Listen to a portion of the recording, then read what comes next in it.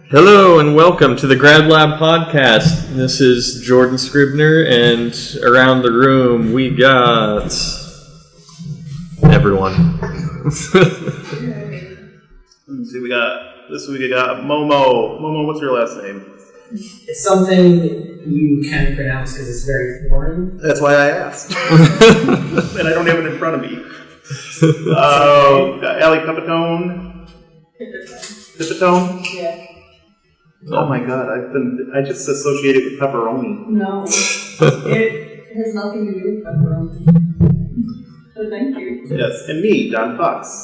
Yeah, well... Did you say your name? Yeah, I said my name. Okay. So, there we go. We did it. Suck on that egg. Yeah, but remember the intro this week. Yeah, there you go. So, we got a whole bunch of stuff to talk about today, and we'll actually formally introduce it. So, there's big new subscription service for comics, and how many of us have used Scribd and stuff typically in the past for getting comics, or other? I did not even know what Scribd was until you brought it up. No, anything else It's the Apple Music of comics, basically. The closest thing I've come to using Scribd is Marvel's unlimited service, which I like a lot. Yeah, and that's the other big one. But now Comixology has their big unlimited plan, which is, was it $5.99 for unlimited? I would have expected $9.99. No. Not really unlimited comics, but wow, It's dirt cheap. It is a phenomenal deal for what you get. Is it, you said 50 books? 50 books at one time, but it is unlimited, so once you actually finish those books, just throw them back. You don't even have to finish them, you just turn them back in. Hell yeah. It's like a Netflix DVD queue. Yeah. Yeah, but you send them back and you get the next set. Yeah, they got a bunch of super huge. That's gonna kill everything else. Yeah, they got a bunch of awesome stuff on here. You're saying earlier, Allie, they don't have DC or Marvel, but they still have Image, Dark Horse. Looking at everything, they have Valiant, so it's they got quasi DC. All the independent stuff they have. Yeah, on there. all the independent. I was worried about that. I was always wondering if you're going to do the DC and Marvel as part of that deal. Marvel has their own system, though. Yeah. And so they got DC's still too worried about paper books. Yeah, they got that going for them now. Does DC even have a digital? It does not. Yeah. They haven't jumped on that market, which means they're losing money. Yeah. They're behind the curve on everything, though. Although I wonder if they get something, because I know you can buy DC comics and Marvel comics through Comixology. You just can't rent them.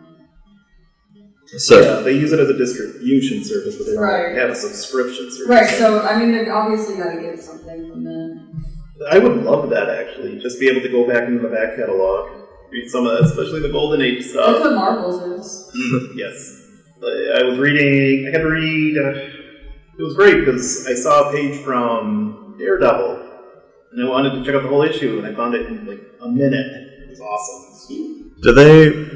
Are they doing something similar to what Amazon's done with Audible, where you can also buy comics at a discount for having the unlimited plan or anything? Actually, from what I've noticed, their comics are more expensive digitally than they are to have physical copies. So a lot of these A-Force issues I have are actually $5 instead of $4. Yeah, well but it's $10 a month, and you can read. I haven't actually checked it in a little while. I don't know.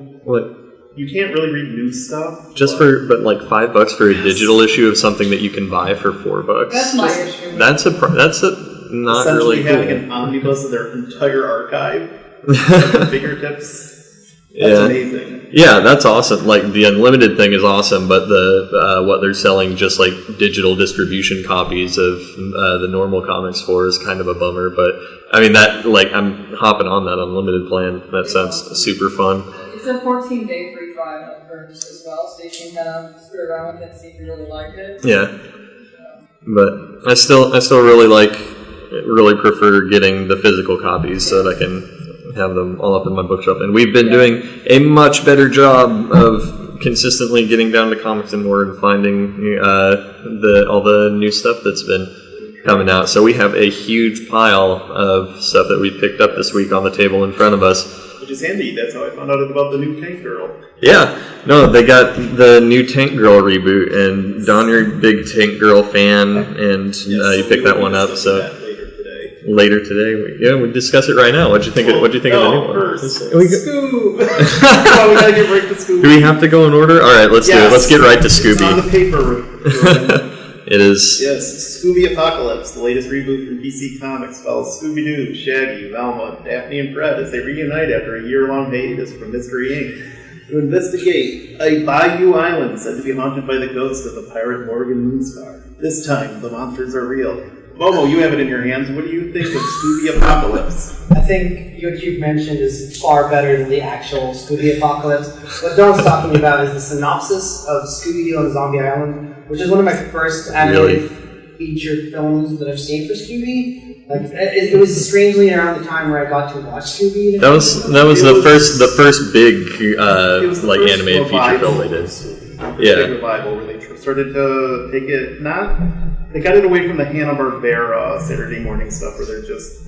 The Hanna-Barbera did have like long, like an extended episode or like a 45 minutes. Oh yeah, they had Scooby-Doo movies, but this was the first one where it was just... Well, they did have full movies before that, but this is where they took it seriously. This was the first one I've seen that has been longer than the actual TV series episodes. This is when I finally recognized that specials do exist. That's I think the only special that I saw before that was like the Scooby and Shaggy ones where they would have the talking car and they would go on like wacky races and other spooky adventures. That's like it's like the only There was Scooby-Doo and the Reluctant Werewolf. Mm-hmm. Man, goddamn, now I don't remember. Scooby-Doo and the Ghoul School, and there's another one that was... Scooby Apocalypse, I will say this. I found it very hard to read past the first 2 pages. It was incredibly... It was a slog. Difficult to read. I'm not sure if the dialogue was terrible, but the plot was just uninteresting. No, the whole thing is a waste of time, and then they have... the thing at the end of the issue that happens just so that they have a hook for the next issue, and it doesn't follow on anything they set up throughout the entire issue. This doesn't feel like they planned any of it out. This feels like they just threw stuff down on paper, pushed it out, and hoped for the best, just so they could have something to launch alongside future quests. I don't want to be like just negative about this book, but it definitely does have very few redeeming features. I mean, I suppose the art looks competent. The backgrounds are nice. I really like the way they're doing the art. I just wish that it wasn't on Scooby with emoticon goggles. That's my next point. That's almost my next point. The emoticon goggles. Like, whoever sat down and thought this was a good idea? Because why can't... It's the same problem DC has whenever they do any other reboots. It's all just 90s cool again.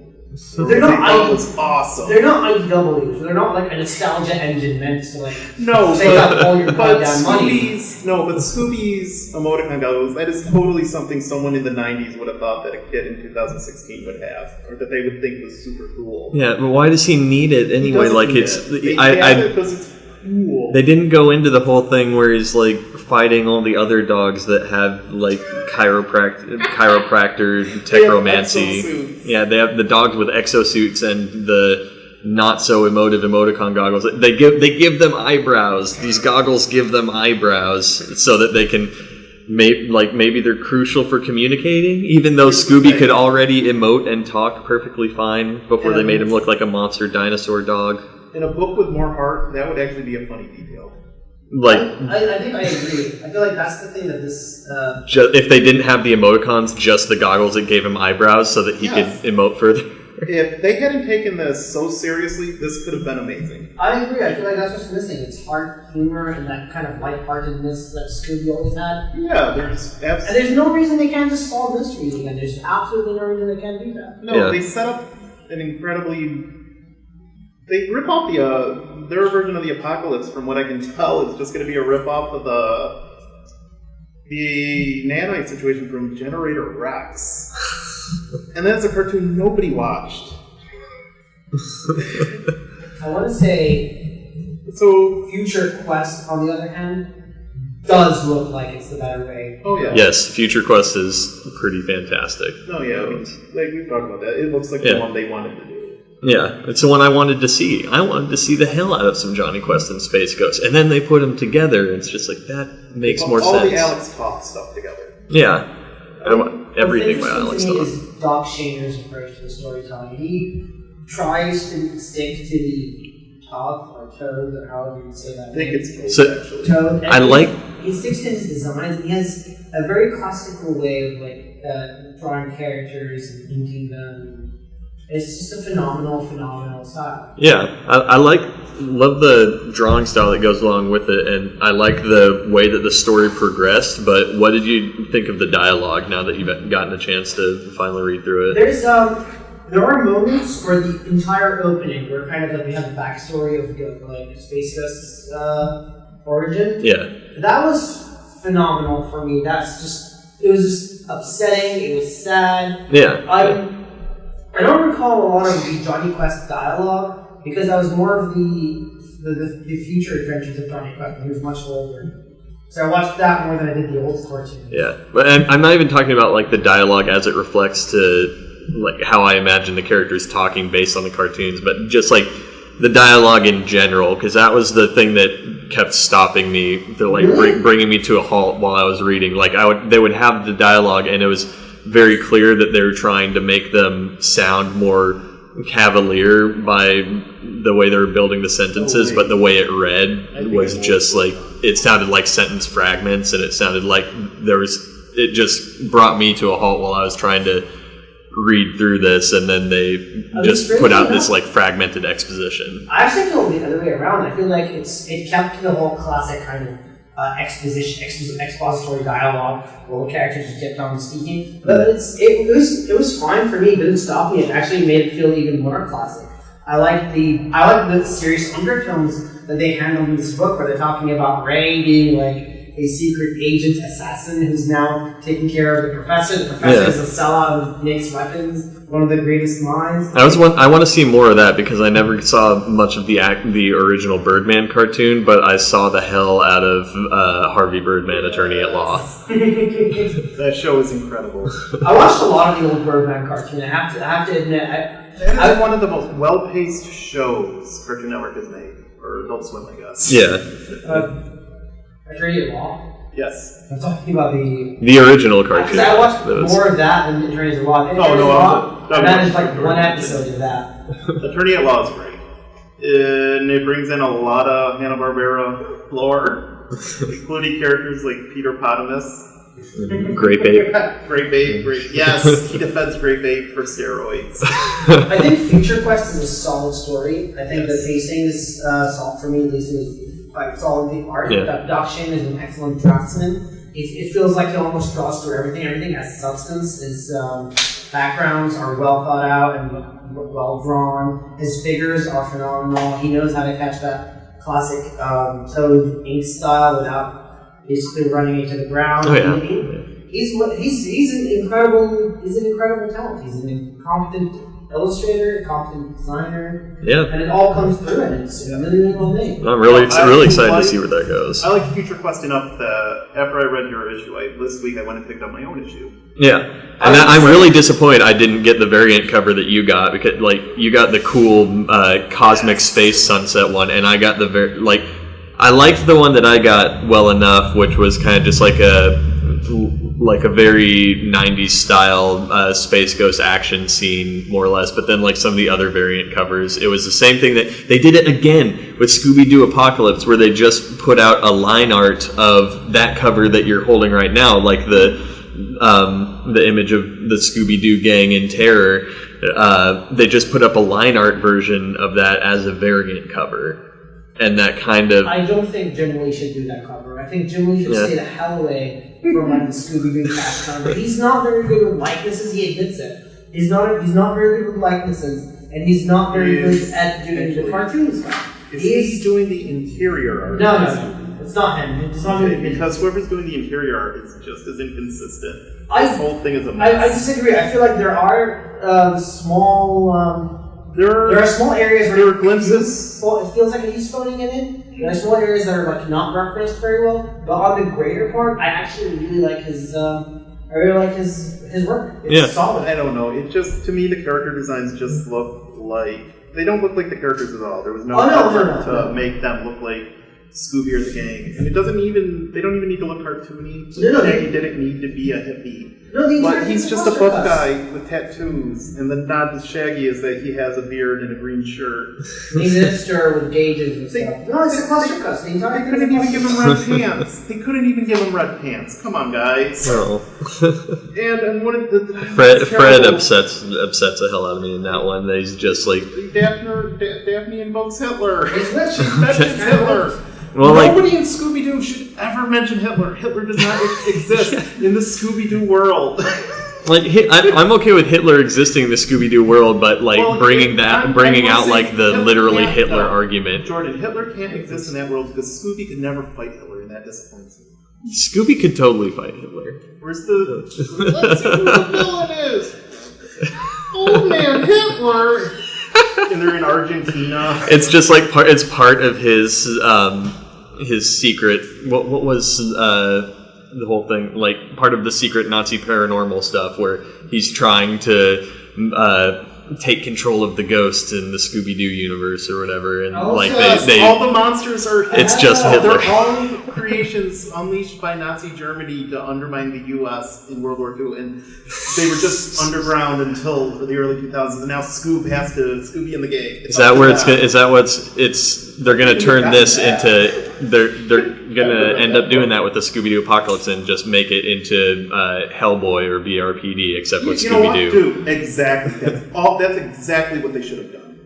Just make Hellboy, but it's Scooby Doo. I would do that. I was one of the few kids that actually did enjoy the Scrappy episodes. Like he didn't. I didn't have a problem with Scrappy. I'm with you in that Scrappy never bothered me. Yeah, like Scrappy never. I just like Scooby Doo. I absolutely love that he was the villain in the CGI Scooby Doo movie. I bring this up only to ask the following question: do we think the dreadful movies or the movies that have been just like shot down and despised are better than Scooby Apocalypse? I think the first one is. The second one, I'm not so sure. The reason I picked Scooby Doo on Zombie Island, we talked about this a little bit before the podcast, is that they have done Dark Scooby and they have done it better. It was phenomenal. Yes. It was absolutely phenomenal. Scooby on Zombie Island is one. The heart was there. The reuniting montage, that entire song when they go around the town, because they're reuniting. They're genuinely terrifying moments. Yeah. My little brother watched. There's amazingly terrifying moments. When he was 7 or 8. It was great. It scared the crap out of him. Do you remember what are the openings? The openings when they talk about how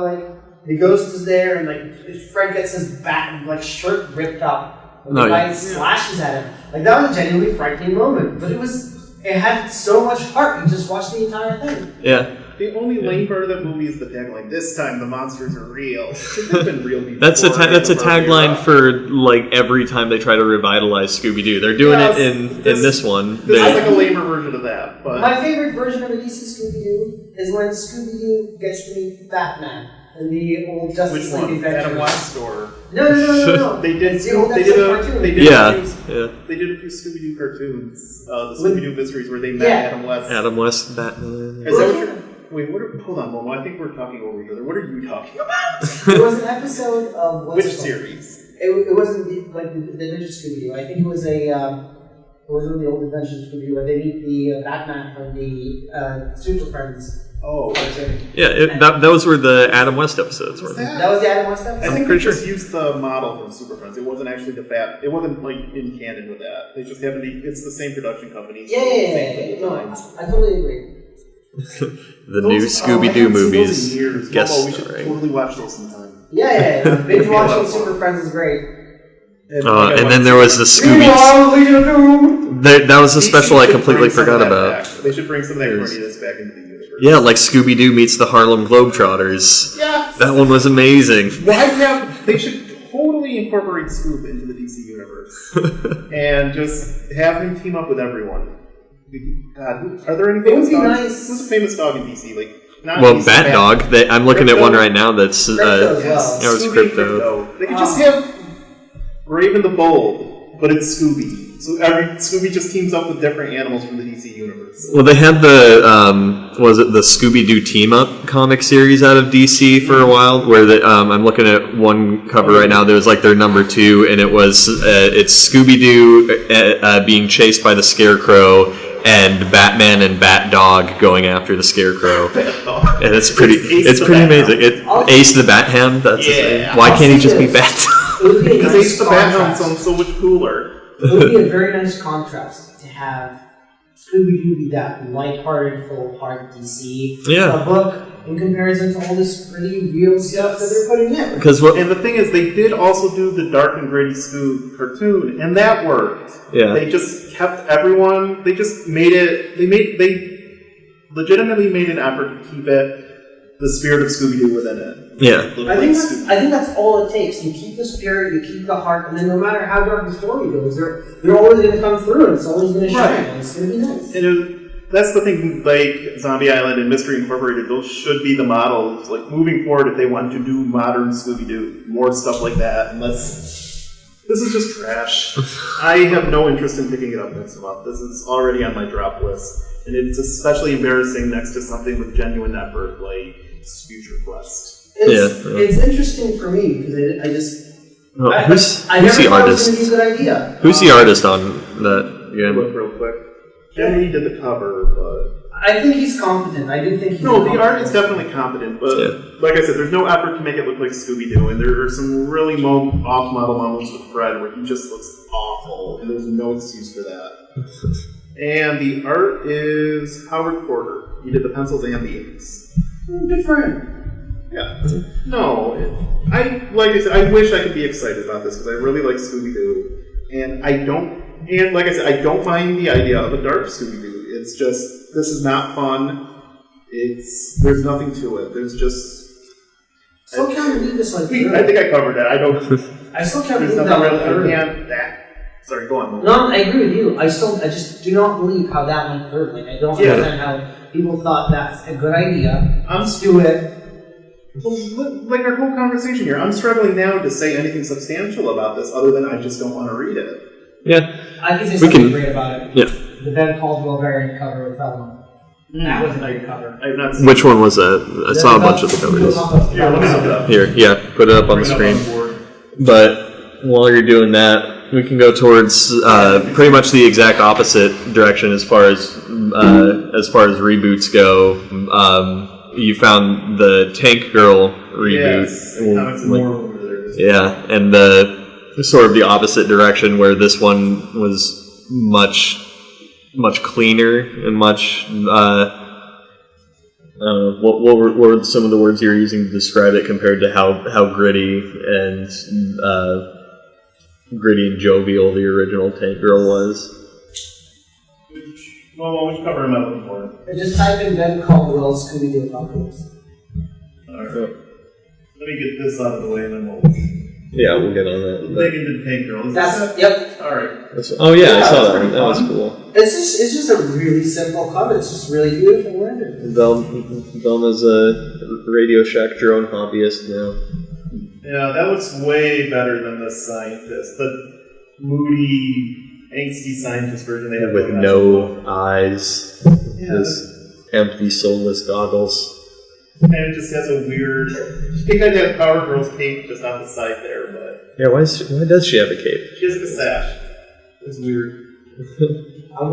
That's cute. That's way better than the cover they ran with. Yeah. Alright, let me bring that. Bring that back up. Bring that back up. So, we're going to Tank Girl. What do you think of the new Tank Girl? Being an old Tank Girl fan, Don. I do like it. It's the way I described it to you when I was reading it. It feels like it's an entry level Tank Girl. It's very. Tank Girl. There's no real. Not that Tank Girl ever had the strongest canon, but there's no. It's just more Tank Girl. It's no real effort to reboot or reestablish the character. It's just a story with her. And it's fairly well done. I like it. It's funny.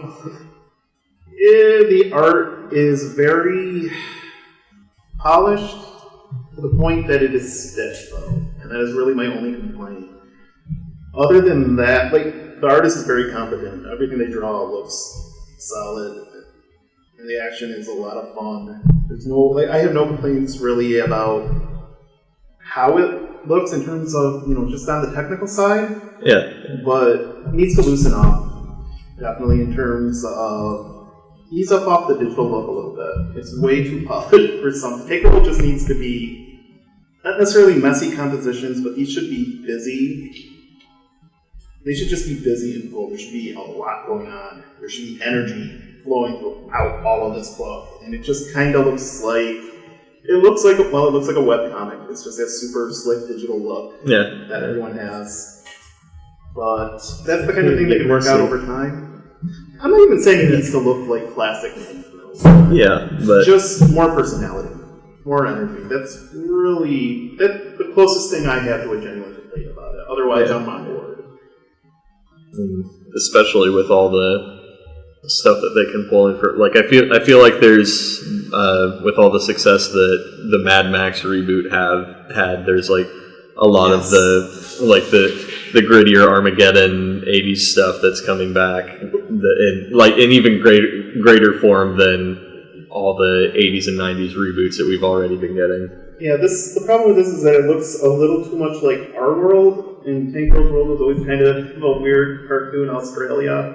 Yeah. Where it wasn't quite the apocalypse, but it might as well have been. And this world looks too clean. Tank Girl can't exist in our world. She can't just show up on the news. But, like I said, the story's fun. Gritty dune buggy adventures. And there were a few lines that are just like, yeah, that's Tank Girl. Where she goes, or her tank gets stolen. And she goes, we gotta get some money. Lots of money. Enough to buy a new tank. An identical tank. I want that same tank. I want it all over again. It's like, Tank Girl, why don't you just go find your tank? That's cute. I like that her tank gets stolen and her plans just to go steal money to buy a new one instead of tracking. She's too lazy to go track down whoever stole it. Good deal. Yeah, that's a lot of fun. Nice. I'll check that out again. This is written by... Still written by Alan Martin, and it's drawn and lettered by Brett Parson. Good deal. And it is published by Titan Comics. So that is one I definitely recommend picking up. We'll go check in on that a bit more. I still need to go back to those old Tank Girls that you gave me and read through all that. And catch up on more of that stuff while we're bringing in all the new stuff. Right. That's actually business I want to get into. You absolutely should. Mo, I have the omnibus. I'll lend you that. I have the 3 volumes. Is that it? No, there's 5 and then a whole bunch of other things kind of in between and after. The spin-offs. I complain about the art in this book, and actually I should point out, it's not really a complaint. It's more just improvements could be made. Yeah, no, that's the Tank Girl books they were publishing before this looked awful. They were just sketches in computer tones, and it looked awful. So this is a much better book. If you're, Mo, if you want, you can take this with you if you want to read it. No, I've got this. I've got 1, 2, and 3. I'll come back. Oh, that new the one. new issue. Oh, yeah, sorry. I'll think about it. I want to finish, here's what I'm going to do. I'm going to finish the old ones, and then I'm going to do that, because it's been an effort to try to keep up with a lot of the Marvel series, the DC series. That's why I haven't tried. No, but it's impressive that Marvel has won me over. For the longest time, I was a hardcore DC follower. And as in, for a while, Marvel's just, their adventures are hard to get into because everything is linked to something, to some event. Right. Yeah. It has the same problem. But DC had a lot of accessibility, I suppose, and a lot of one-shot graphic novels you can pick up, read, put down, and carry on the rest of your life. Yeah. In DC, there are a lot more self-contained things in other media. That's what it is. Outside of the X-Men cartoon series, a lot of those Marvel shows do not hold up. The Spider-Man animated series from the 90s is so bad. Dude, it looks bad, but its story's pretty solid. I still have the Venom VHS, but what I'm trying to say is, over the time, though, I've gotten into a few Marvel series, and now I'm just most of my collection is Marvel, and I'm just enjoying reading a lot of it. Yeah. Right. Well, Marvel, we've talked about this on this before. Marvel's actually putting in an effort. They are trying. They want to make good things. There's a forward push for stylization, which I think is necessary for the big two. Yeah. They're ostracizing their fan base, and their fan base doesn't have to draw the perfect human figure. This is It feels reminiscent of like the Renaissance versus the Impressionists. It's like, what? You draw differently than we do? No. It's less moving in a more abstract direction, and more that they're moving away from the house style that they've had since and that's what, like, the same thing that that was what Bobby Chase was talking about when she was in here the other week. How they're taking a lot more submissions from more outside artists, like trying to get away from that house style. So I'd be interested to see where that goes if that sort of continues. But from what they've put out and like from a lot of the stuff they put out to end the New 52 and the stuff that they're putting out for Rebirth now, it's like all pretty like really similar in style. It's still very much superhero house style. Yeah, like stuff like Batgirl still feels like the exception, where they're working around, trying to work that stuff around all that stuff. We Are Robin was different. I looked at a couple issues. Gleason Gotham Academy is different. Gleason on Robin Center Batman was a bit different. Yeah. What else was there? Yeah, no, there's a few books in there. I mean, I only get those books because they are different than the rest of the stuff. Of course, I'm always going to get the Capullo Batman and his run with Snyder because it's so good. Capullo is a phenomenal storyteller. And when he was on Spawn, he was a better storyteller than Tom McFarlane. Yeah. He's just a great storyteller and draftsman. If you've seen his the Batman Unwrapped, where they it's phenomenal penciling all the way through, super clear. Oh, that's great. That's great stuff, and I think it's like all of the stuff that's coming from DC that has a lot of those styles that are moving away from house superhero.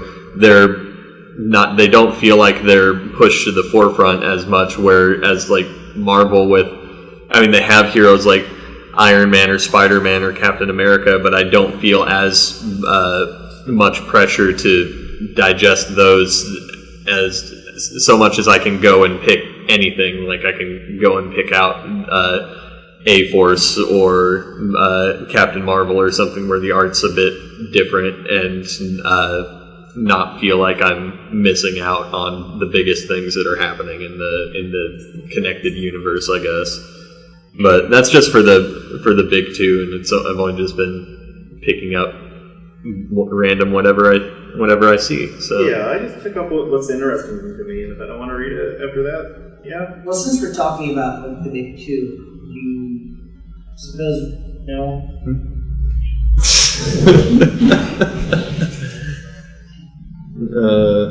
Find it. I need notes of Momo. Let me see if I can get rid of this. They're on the screen. Yeah, we have. Don has established a new rule if you're talking about what... We're not talking about DC's event or anything going on this week. We'll come back to it when there's actually some substance to it and not just a bunch. Oh, no, I'm not touching it. Oh, you're not talking about that? I'm not touching on Rebirth. I don't want to touch on Rebirth. No, I said it. You're out! No, the rule is we have to watch Corey in the house first. I need to understand so much about it. I'll pitch for about it. Me and Rashad, I'll sit down and watch an episode of Corey in the house with Rashad, and then we can talk about DC Rebirth. Yeah. Like, all I can tell so far is that the Flash screwed up again, and now Dr. Manhattan's there, but... Yeah. Yeah, it's just, there's nothing going on with it. There's, Momo, you brought in a pile of, like, coming off of, our tangent from Tank Girl, you brought in a pile of, stuff that's even more into jovial and super violence. Yes, in a very similar vein. It's a series called Luther Strode. I believe there's 3 volumes, and the reason I brought the pile is because yesterday was the last issue, the very last issue of the entire series. So it's the 3rd volume, issue 6, and that completed the saga of Luther Strode. Luther Strode has been basically a story started out by Justin Jordan, Trad Moore, and Felipe Sobrero. Felipe is on colors, Trad Moore is on art and inks, and Justin's on the writing. And this book was actually picked up while Trad Moore, who is now an alumni of SCAD sequel, he was actually in school when that series first picked up. There's the first book is called The Strange Talent of Luther Strode. Then 6 issues from 1 to 6, and then there's the second book is called The Legend of Luther Strode. Picks up 5 years after the end of the first book. And then the final volume is called The Legacy of Luther Strode. Picks up 5 years after the second book. So it's a pretty interesting series. It's tough on the hyper-violence. It's Tradmore doing his best with his phenomenal, sleek inking style and his very round figure. Yeah.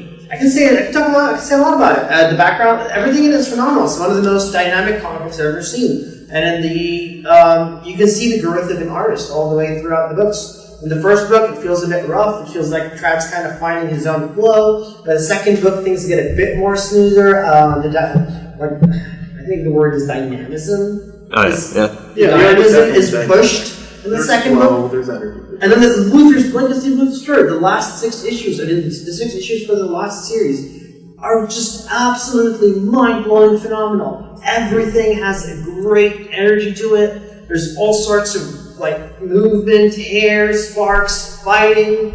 It's just phenomenal. Of course, and he works it into the layout of the page. Yeah. He's just.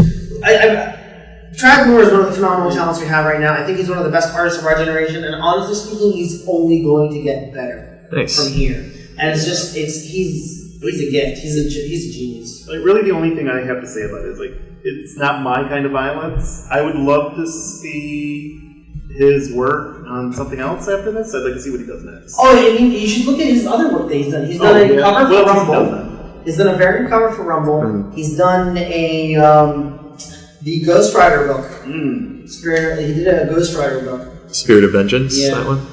It's an interesting book. Yeah, I will say this. Because I love the art, but it's not my kind of violence. No, but the idea of Luther Strode is this kid in school who becomes a superhero by picking up one of those special order Charles Atlas-like books called the Hercules Method, and he just follows it and follows the instructions, just become this beast. It's just a guy doing push-ups and meditations in his room, and then turning into a beastly Frank Miller, Luke Cage beat you up kind of guy. It definitely holds up. I've never enjoyed the series as much as I have this. I've been waiting month on month, just hoping the issues can come out. I've been, with a bated breath, driving as fast as I can on my little moped to the little comic book shop. Me over one time. Yeah, that was fun. It's not you. Now you know why. Momo, it's me. I almost get run over a lot. Now you know you almost got run over for a copy of the latest Luther Strode.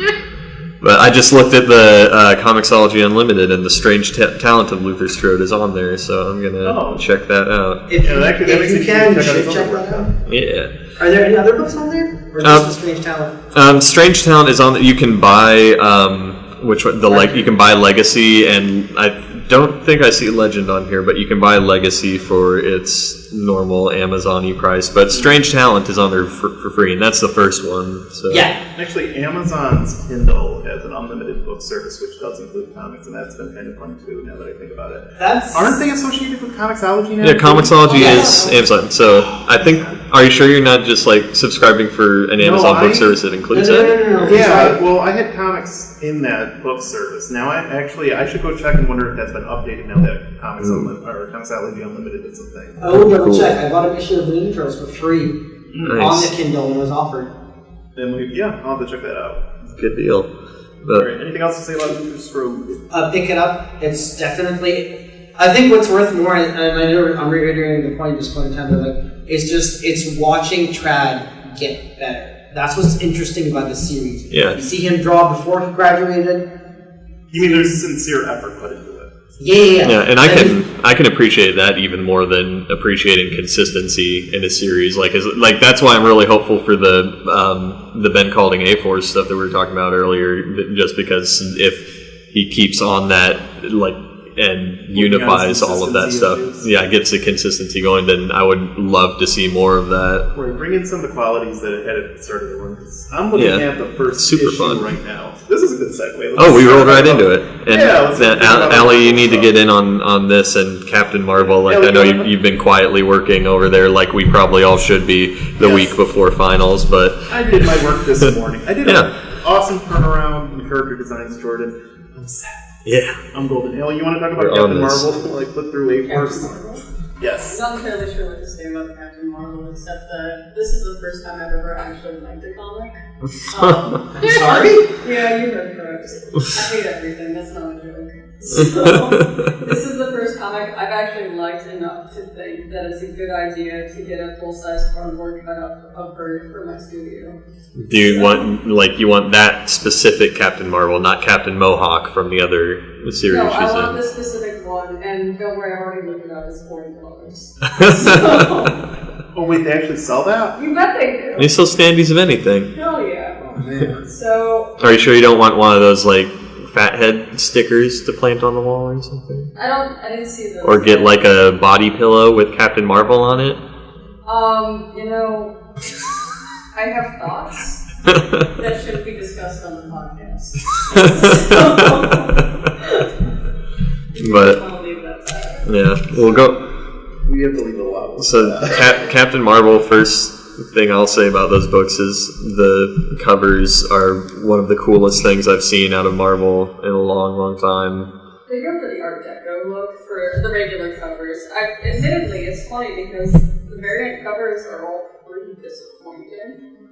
I mean, of course, Adam Hughes has one, and it's pretty cool, but it's also $25, and I'm not paying that. Yeah. Who's the artist on those covers again? I know I've asked you this like 4 or 5 times. Chris Hancock. Oh, nice. So, it does an amazing job with it. So, I was actually trying to break down why I like Captain Marvel as much as I do. And it's not just the fact that it's well drawn and the writing is clear, and actually it all just goes together really well. I think it actually sort of reminds me of the Mass Effect and Captain Shepard. Now, it did have that aesthetic a lot. Like, it's very clean but believable sci-fi, and then her character is definitely like FemShep. Yeah, and that's why I think that's actually part of why I like it as much as I do, is that it just gives me that BioWare nostalgia kick, because it's one of maybe 3 things in this world I actually like. Yeah. What is Miss Marvel's, or not Miss Marvel, that's someone different now, Captain Marvel's position? What is she captain of? Literally commander of space. Yeah, That's Captain just- America. It's an A-Force that she is in space. They make that joke, Yeah. but it's just space. Because That's all they Captain do. America owns America, technically. Yes. Essentially, like, the first issue begins with her and Brody talking, or not the first issue, sorry, I'm thinking. Is Captain Marvel and Rhodey are together in current Marvel? Yeah. They're an item? Yeah, I think so. Oh, that's interesting. I think so, 'cause I saw a couple of things where it was in Civil War II, the preview that they gave out for that. I wouldn't be surprised if that was the case. They kind of allude to it a little bit Wait, through does- acting. Does that mean Don Cheadle's going to be in the Captain Marvel movie? Oh, I yes, would Don love that. Cheadle showing up in more things, absolutely. It's more I'd be Don really Cheadle. okay with that. Always more Don Cheadle. I'm still waiting for the full-length feature film of Don Cheadle as Captain Planet. Yes, those were adorable. Allie, have you seen those? I'm not. We'll show you those later. Yes. They're amazing. Like Don Cheadle as Captain Planet. Everyone look it up. And he's a jerk. It's awesome. Tree.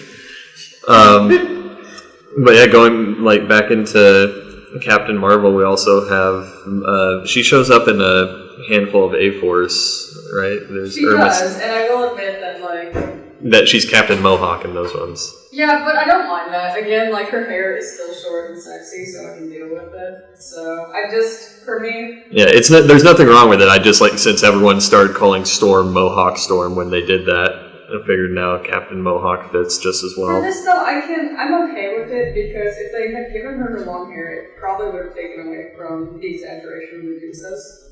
Because it's enough to have She-Hulk's hair as thick and luscious as it is with an A-Force. Yeah. Well, it'd take away from the military look a bit, too. I'm sorry? It'd take away from the military look, too. Exactly. Well, I think that's part of it. Is Captain Marvel is launched into space essentially, and I don't think long hair in space is a good idea. Actually, long hair in any sort of superhero is probably a terrible idea. Unless it's Medusa, Or Thor. Yeah. It's just beautiful. His Thor is beautiful rock probably hair. just indestructible. Every superhero needs awesome hair.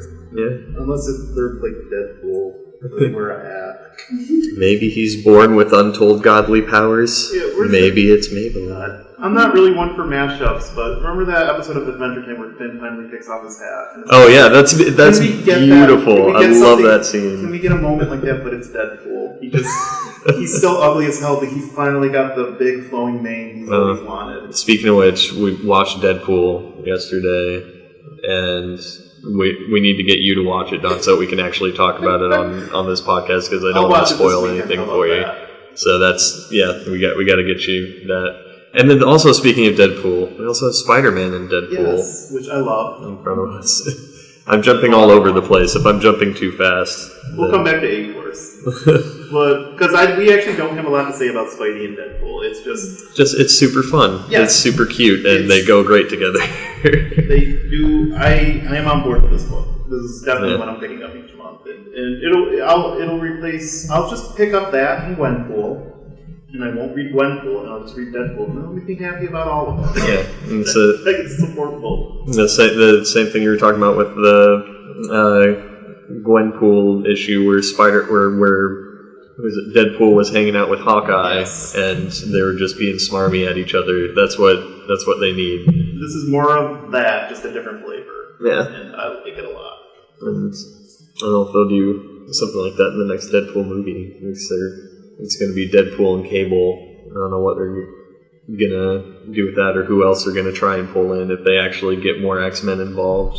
But now that it's a hit, Marvel, they might be willing to play ball with Marvel. They integrate that into the Marvel Cinematic Universe proper. They make a joke in there that's like, I'll spoil this bit, but they have a little joke in there where Deadpool goes to the school for gifted youngsters, and he knocks on the door, and it's just like Colossus and was it Nega Teenage War? What's her name? Negasonic Teenage Warhead. It's just those two. That's actually her name. It's just her and Colossus in the mansion, and Deadpool's just looking in the door, going like, it's really weird that there isn't anyone else in this giant mansion. It's almost like the producers couldn't afford any more X-Men. That's pretty cute. There is that. He does also mention about how he got his movie. And he makes a really clever joke about Hugh Jackman. That's adorable. But back to Hugh Jackman. Here's the thing: if they want to throw shade on some of the stuff that's like some of the more ill-informed decisions they made, kind of how Robert Downey Jr. was giving sass in the movie about Marissa Tomei. Yeah, that's why they need Deadpool. Because Deadpool is the perfect character to do. I want more of that in all of these movies. Like I want keep them on their toes. I want the Lego Batman movie to be nothing but that. Yeah. And speaking of Lego Batman, A-Force. Yes, where we got on that pretty big tangent, really sorry about that one. Deadpool, so get it out of the way. Yeah, we got that one done. But so we were talking. Yeah, the first four are who's the artist that Ben Calding replaced in those? Because I mostly looked into the fifth issue. Jorge Molina, and then the artist was Laura Martin, and letterer Lucy's scoring petted. Writer is Kelly Thompson with V. Willow Wilson. Nice. And then they switched artists to Ben Calding in the fifth, and I'm going to look up right now if he's continuing on. He is. He is. To the back of the fifth issue. Alright. I got him for a little while. Oh yeah, there's already a preview up for the next issue. Yeah. And that's I want that for the fun She-Hulk flying around action scenes, but less of the super goofy kind of in between scenes and stuff. It's where it gets too. With the background art. The backgrounds are what really upset me about the fifth one. The fact that it feels like the writing kind of separates itself from the prior four simply because the characterization feels off. Compared to everything. I like the fact that they exaggerated some of the personalities, but at the same time, some of the silliness of She-Hulk. Well, I even pointed out. That was the first issue I read, and I said that it was just way too cute. They were trying too hard with some of those moments. No, I agree. It does feel like they're trying too hard. And none I'm of not quite sure what it changed doesn't. about it. It doesn't ruin it. Like, I had a lot of fun with it. No, I'm on board with the book, but it's definitely like reading this. The characterizations are a lot more silent, and they're trying a lot less hard to make them. Like, they're all just. Well, there was a second. They're all just kind of. They're all the same kind of energetic. Right. I wonder if it has to do. Sheila Wilson actually was a co-writer on the first 4 issues, and she's no longer president of it. So I wonder if that's her influence. Maybe. So. That might be worth looking into. Mm-hmm.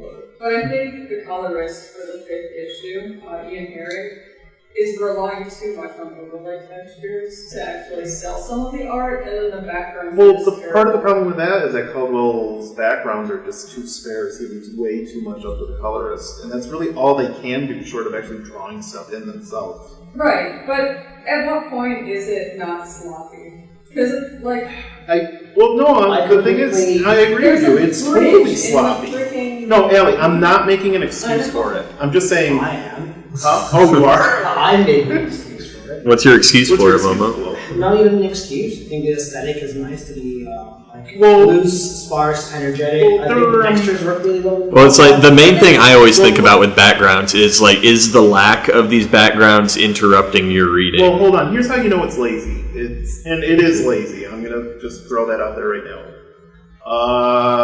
Because they just take photos and run them through a filter, and that's it. And much of it. Here's the thing, and there are comics that can do this successfully. Not many, but there are a few that can. The issue is that the photo backgrounds run through a filter totally goes against the actual art style itself. Yes. I disagree. I think that's the point. I think the point is to have that harsh contrast. I think that works if you can. But it's to what end, though? stylistic difference. You have these photorealistic backgrounds in some cases next to Caldwell's cartoony style. Yeah, with the cartoony style. What's the benefit to the contrast there? Like I said, the harsh contrast is great. It just it separates the action from what's happening in the back. And honestly, when I first looked through it, it didn't even bother me. It doesn't really bother me necessarily. It doesn't feel. It's not enough to make me put down the book, but it's one more level of polish that they can bring to it. Yeah. And it's disappointing that their solution to sparse backgrounds is just to take photos. I don't think it's. I have an example on me where a photo background does really work. I have the first issue of Black Widow. Darwin Cook's, what's it called? The Hunter. The thing is, there's nothing wrong with these guys because there's like who did the art for this? Chris Somney. He actually went through and made that looks more like they took a SketchUp model and then actually made it into art. He basically worked over an image. Yeah, but like Somney, Somney's a different kind of monster. If you can make it look like art, there's nothing wrong with it. And none of the backgrounds where Caldwell does that in that book look like art. I don't think. I think you're approaching it from the opinion that it's laziness. And I don't think it's laziness, I think it's a design choice. Yeah, and productivity. Does not work then. That's the problem for me, is that it just doesn't mesh well. The thing is that, like, this right here with Chris Somney, the backgrounds and the actual figures match. It makes stylistic sense, whereas Caldwell, it makes no sense whatsoever. And again, it's that jarring contrast that doesn't look good. Yeah, and that's exactly like, I do have those moments in that book where switching between those photorealistic backgrounds and a lack of backgrounds are really disturbing. But I still it's still a fun book to go through and look really great. It's not. I understand all the things we're saying about this. It's just you just want it to be universal. But that's exactly why we're like. I'm saying, for me, I just didn't even mind it. Like that it was bizarre. Yeah, and just the fact that going back and forth between the gradient backgrounds and the photos it's really disturbing in a lot of moments. Like when you go from one panel to the next, and it's just you suddenly realize that they have nothing going on around them. Well, the thing too is that there are moments where he actually draws the backgrounds and they look great, and then literally on the next page, it's another crappy photo run through Illustrator. It's not acceptable to me. No. Which sucks because I absolutely love this series. Again, this is the second comic series I've ever enjoyed. It's absolutely a decision made to get around drawing stuff. Mm-hmm. And I think that part of this is just them trying to figure out the style they want to go for, because there's so much inconsistency in how Momo draws the characters. And I'm willing to forgive that because he's trying to ape the look of the first 4 books a little bit, I believe. Just in that these all have really heavy use of black placement, not in the sense that they're trying to cover anything up, but that... How about the first 4? Yeah. Yeah. Just thoughtful use of it. And I think that's what he's going for, but... Why wouldn't you, if you have a photo, why wouldn't you just take the time to draw over it and make it look like something? Because he could get that same kind of effect with not that much more effort. Well, and that's what's disappointing about it. His previous work was like that. I think this is definitely... Yeah, So it's not so much as, this wasn't a stylistic choice, it wasn't so much as why don't you just take the time to do it? Because, this was a decision to say, okay, we want to try this and put it in this book and see how it looks like. And for them it worked, and for me I could see it worked. So I think that was behind it. It's not like I said, it's nothing that's a deal breaker, and in the future, if it keeps on like that, it's something I'm going to bring up. Oh, no, I know. But it is definitely one thing that's definitely a flaw. And DC does that a lot too, where it's just, like that Batgirl book. Every time all the detail drops out of that book, it's the worst, because you can tell they just didn't want to pay an artist. And if the problem is that Caldwell is not getting enough money in time to do this, Marvel, pay him more money and give him more time. Yeah. Because this book is this close to being incredible.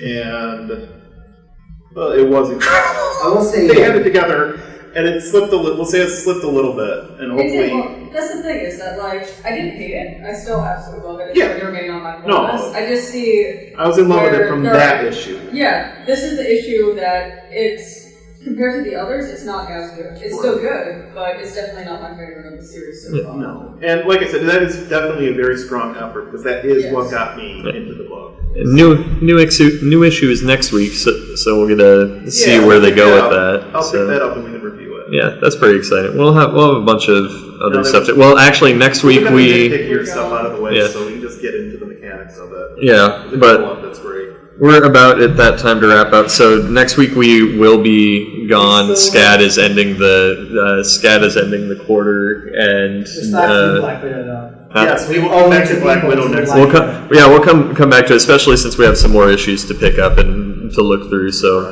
we'll come back for Black Widow and the next A-Force and whatever else we come back with. I have no idea how you guys... We can probably fit that in, because it's probably worth going to see, just to see how it goes. I still have no idea how you guys have picked up the next 2 issues of Black Widow, because that book. Oh, I thought he has them. We just got the first one yesterday. I just forgot to bring them. Yeah. It's an absolute achievement, and I'm looking forward to it. It looks beautiful. I'm really excited to actually get through all of them. We're at about an hour, so time to wrap it up. Yeah, we'll wrap up. We're not going to be recording a normal episode next week, but we will be trying to put up some supplemental material, some new ideas that we're tossing around there. We'll be putting up some bits in between now and the next quarter. Yeah, we're all taking summer classes except for Momo. Yeah, we're all taking a little break there. Taken, gentlemen. There's nothing else for me this summer to take, so I'm pretty good. There's nothing else for Momo. He's transcending. But we'll probably Skype you in over the summer or something sometime, Momo, because you've been great coming on and talking about comics with us. I'll definitely do some more. So we'll try. We'll make sure we find a way to include you over the summer. Awesome. My knowledge isn't great in terms of DC and Marvel history, but I'm picking up a lot of the books that are out now for sheer curiosity. We also talk about more than DC and Marvel, so if you have anything you want to talk about, that's it for the Grad Lab Podcast today. This has been Jordan Scribner, Don Fox, Momo. I've only seen it in writing. Al Shaibani. Yes. Correct. Nailed it. And Allie Pipitone. Today on the Grad Lab Podcast, remember, the opinions expressed in the Grad Lab Podcast are not those of the Savannah College of Art and Design or the Sequential Art Department or anyone who is not us. I don't know how anyone listening wouldn't get it already that they belong to us. They're our opinions. This guy had nothing to do with this. With that in mind, let's raise up against the comic book artists and kill them. Yep. No, cut that off. That's next week. Next week on the Grad Lab, the Insurrection. See you next week. Leave that in.